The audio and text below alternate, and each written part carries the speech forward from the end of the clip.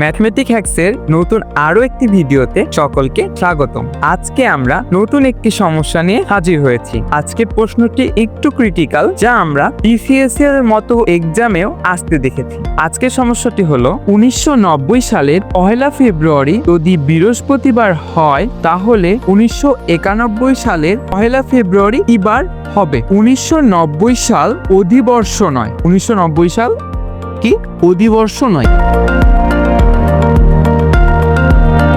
1991 সালের ফেব্রুয়ারি মাস কি বার হবে?